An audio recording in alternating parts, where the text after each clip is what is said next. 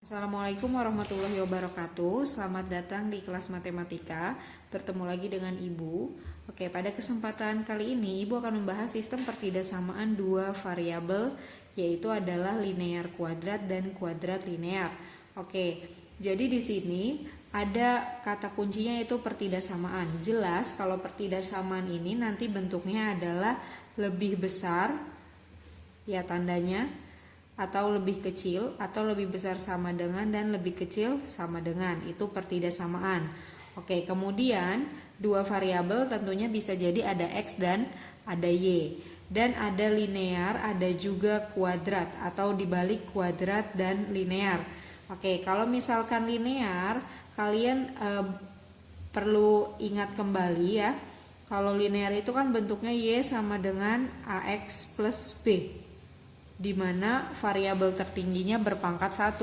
Kalau kuadrat itu adalah Y sama dengan AX kuadrat plus BX plus C. Jadi di sini ada dua variabel, yaitu variabel X dan variabel Y. Ini juga sama, ada dua variabel, yaitu variabel X dan variabel Y.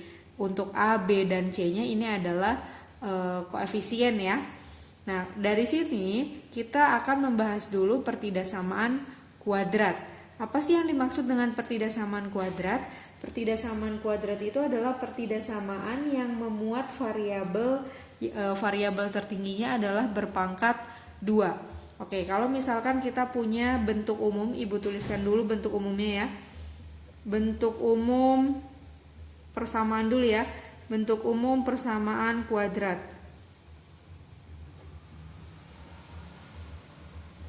Nah, bentuk umumnya itu adalah AX kuadrat plus BX plus C sama dengan 0. Ini variabelnya cuma ada satu, yaitu variabel X. Nah, ini yang dimaksud dengan persamaan kuadrat, yaitu pangkat tertingginya adalah pangkat 2. Terus kalau pertidasamaan kuadrat ya berarti tanda sama dengannya ini tinggal diganti aja. Jadi kalau Ibu buat bentuk umum pertidasamaan kuadrat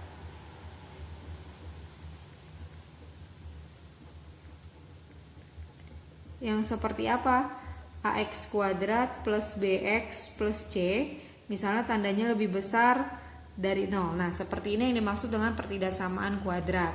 Terus kalau misalkan pertidasamaan dua variabel, berarti dari sini ada variabel Y dan variabel X-nya.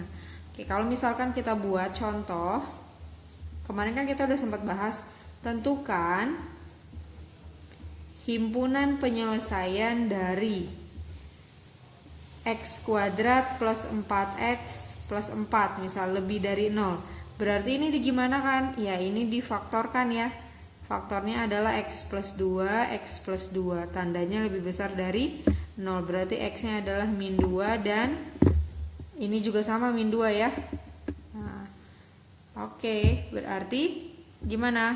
Tinggal kita uji titiknya gitu kan? Ya, kita uji titiknya. Berarti ini langsung aja jawabannya X lebih besar dari min 2, misalnya gitu. Karena kan jawabannya sama kan? Ya. Oke, seperti itu. Tapi kalau misalkan kita mau menyelesaikan dalam bentuk gambar juga bisa. Contoh, misalkan seperti yang ada di halaman itu ada di halaman 83. Cuma kita langsung aja ke yang bentuk dua variabel ya. Oke, untuk yang bentuk dua variabel itu contohnya ada di halaman 89. Jadi sekarang kita menyelesaikannya menggunakan sketsa atau grafik gitu. Oke, ada di halaman 89. Oke, contohnya adalah tentukan atau sketsa. Buatlah sketsa dari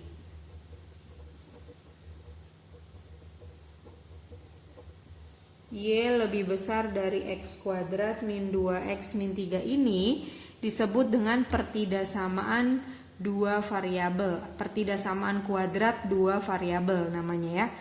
Oke, cara atau langkah yang pertama, kalian tentukan titik potong, tipot terhadap sumbu X ya. Kalau titik potong terhadap sumbu X ini artinya Y sama dengan 0. Jadi ini diubah dulu menjadi sama dengan, berarti Y sama dengan X kuadrat min 2X min 3. Y-nya diganti 0, jadi 0 sama dengan X kuadrat min 2X min 3. Ini pernah kalian pelajari waktu SMP ya, SMP kelas 9. Berarti ini faktorkan. Angka berapa yang kalau dikali min 3 ditambah min 2? Faktornya adalah min 3 dan plus 1. Berarti X sama dengan 3, X sama dengan min 1. Berarti pada saat X-nya 3, Y-nya berapa? Y-nya 0. Dan pada saat X-nya min 1, Y-nya juga 0 gitu kan. Dia bilang kalau titik potong terhadap sumbu X itu Y-nya 0. Ini kan X, ini Y, ini X, ini Y. Oke, itu langkah pertama untuk membuat sketsa grafiknya. Kemudian yang kedua, kita ambil titik potong terhadap sumbu sumbu Y. Ya, jadi tentukan yang kedua, tentukan titik potong terhadap sumbu Y. Ya, kalau terhadap titik potong sumbu Y itu X-nya yang 0.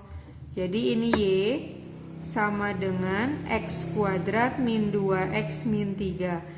Y-nya diganti X-nya diganti 0. Berarti Y sama dengan 0 kuadrat min 2 dikali 0 dikurang 3. Berarti Y sama dengan 0 dikuadratkan 0. Dikurang 2 kali 0, 0.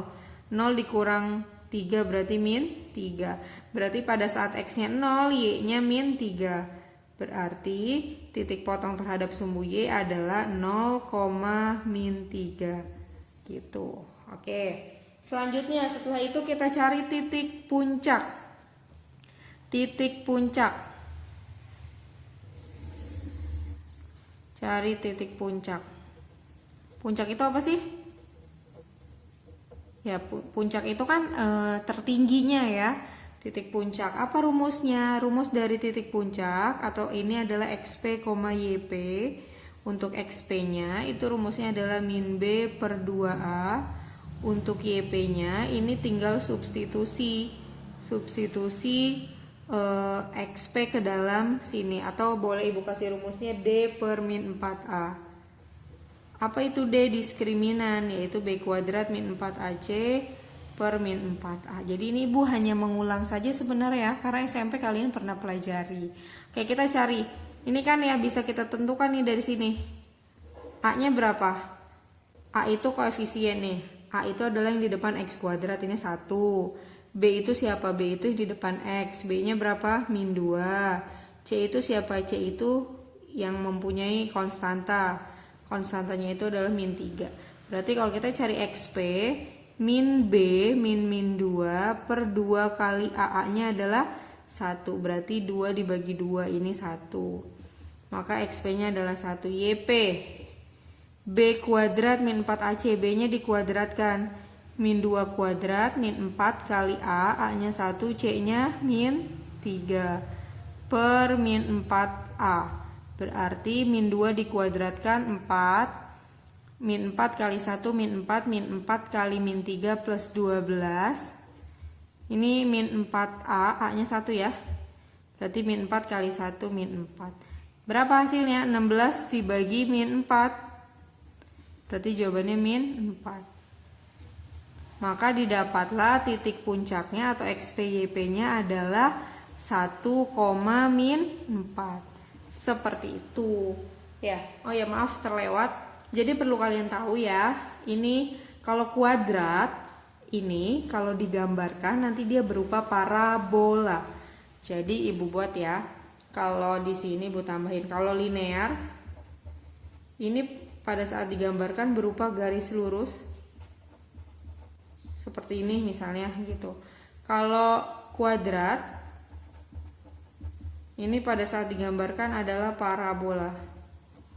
Parabola tuh gimana? Begini ya kan kurvanya, atau seperti ini. Ini parabola. Pernah lihat kan parabola yang dipasang di TV? Nah, itu seperti itu. Jadi untuk menggambar sketsa dari persamaan kuadrat atau parabola, yang pertama cari titik potong sumbu X, cari titik potong sumbu Y, cari titik puncak. Kemudian yang terakhir kita lihat nih, ini kan ada tanda nih, tandanya lebih besar. Oke, untuk membedakan, jadi nanti kalau ada soal lebih besar atau lebih kecil itu maknanya berbeda. Maka kita gambarkan dulu nih sketsanya. Oke, kita tandain deh. Ini titik potong sumbu X-nya adalah segini ya. Titik potong sumbu Y-nya adalah 0,-3. Titik puncaknya adalah 1,-4. Oke, pada saat ibu gambarkan, ini kalian nanti gambarnya pakai penggaris ya, biar lebih jelas. Ya, jangan sampai tertukar mana sumbu X, mana sumbu Y. Nah, ini adalah sumbu X, ini sumbu Y. Harus simetris nih. Ini 1, 2, 3, 4. Kemudian ini 1, 2, 3, 4. Nah, ini -1, -2, -1, -2, -3. Oke, kita ke titik potong sumbu X. Ini kan sumbu X. Berarti lihat nanti dia motong sumbu X di mana, katanya di 3,0. 3,0 berarti di sini sama -1,0 berarti di sini ya. Oke, lihat. Ini sumbu X, dia motongnya di -1 sama di 3 katanya. Sumbu Y dia motongnya di mana? Di 0,-3 berarti di sini kan? Oke, puncaknya di mana katanya? Puncaknya ada di 1,-4. X-nya 1, berarti ini X ya. Y-nya -4. Nah, ini ibu tambahin. Nah, 1,-4. Temuin sih 1 sama -4. Nggak di sini. Kelihatan nggak? Kelihatan kan ya sketsanya ya? Kita lihat ya, kalau misalkan tandanya tidak menggunakan sama dengan, begini ya, lebih besar atau lebih kecil, maka nanti buatnya garis putus-putus. Nah, gitu. Jadi ingat ya, kalau dia tidak menggunakan sama dengan, nanti dibuatnya garis putus-putus. Ini udah kelihatan belum nih titik-titik sketsanya ini kan ya? Nah, ibu buat aja begini. Nah, boleh pelan-pelan. Ya, seperti ini. Sorry. Nah,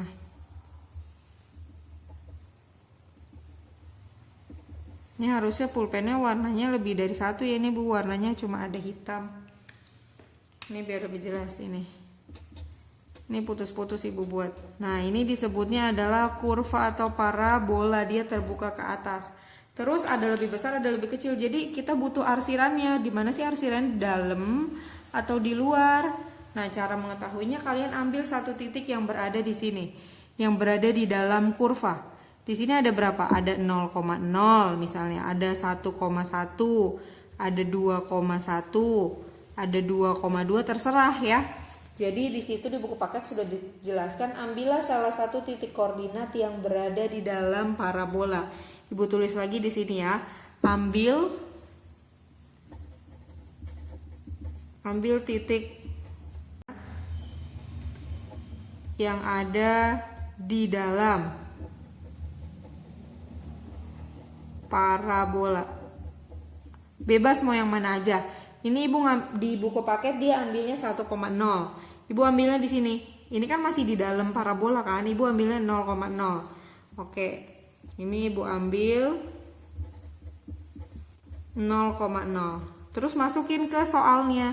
Soalnya itu Y lebih besar dari X kuadrat min 2X min 3. Masukin X-nya 0, Y-nya 0. 0 lebih besar dari 0 kuadrat min 2 kali 0 kurang 3. 0 lebih besar dari 0. Oke, ini benar nggak pernyataannya? 0 lebih besar dari min 3, benar. Kalau benar, arsirannya berada di dalam. Gitu. Kalau benar berarti daerah ya. Daerah himpunan penyelesaian ada di dalam. Gitu. Jadi kalau soalnya tandanya sama dengan, berarti sampai sini aja. Tapi karena ini soalnya lebih besar atau lebih kecil atau pertidaksamaan, maka harus sampai sini, harus sampai daerah arsir. Karena ternyata pernyataannya benar, berarti arsirannya berada di dalam. Gimana? Jadi semua yang berada di dalam sini, Bu Arsir nih ya, ini yang disebut dengan DHP atau daerah himpunan penyelesaian. Gitu. Nanti kalau jawabannya ternyata salah, kalau salah berarti dia berada di luar. Oke, seperti itu. Semoga dapat dipahami ya.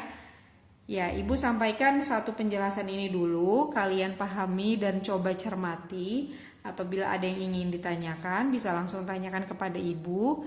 Mungkin sampai sini saja penjelasan dari Ibu. Terima kasih. Kurang lebihnya mohon maaf. Wassalamualaikum warahmatullahi wabarakatuh.